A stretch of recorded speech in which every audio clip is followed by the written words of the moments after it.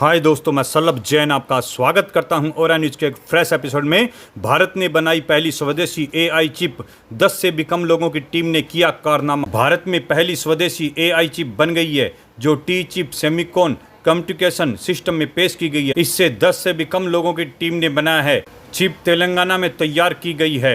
हैदराबाद में हुई T chip Semicon constitution summit में भारत ने पहली एआई चिप देखने को मौका मिला। यह चिप पूरी तरह से भारतीय तकनीक से बनाई गई है।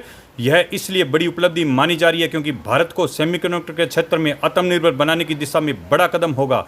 यह चिप तेलंगाना में तैयार की गई है। हैदराबाद के आईआईटी के इनोवेटर दिनेश ने यह बताया है कि यह भारत की तकनीक से बनाई गई है और भारत की पहली चिप है। यह चिप न सिर्फ हार्डवेयर के लिए बल्कि इसके साथ पूरा सॉफ्टवेयर सिस्टम भी तैयार की गई है। इसका मतलब यह है कि यह चिप सॉफ्टवेयर के लिए हार्डवेयर तक सब कुछ एक साथ देती है। चिप एआई को तेजी से प्रोसेसिंग करने की और सुरक्षा रखने में सक्षम है। 10 से भी कम लोगों की टीम ने किया कारनामा। इस चिप को बनाने में 10 से भी कम लोगों की एक छोटी सी टीम ने काम किया है। दिनेश ने कहा है कि हम विदेशी कंपनियों जैसे नावेदा या क्वाडकॉम पर निर्भर क्यों रहे, हम भारत में अपनी खुद की ऐसी कंपनियां क्यों नहीं बना सकते। बता दें कि दुनिया के दिग्गज कंपनियां जो कई देशों की चिप सप्लाई करती है। हालांकि बीते कुछ समय में भारत के पड़ोसी देश चीन ने चिप के लिए खुद को मजबूत किया है। भारत भी इस दिशा में आगे बढ़ रहा है। सस्ते दामों पर एआई हार्डवेयर मिल सकेगा।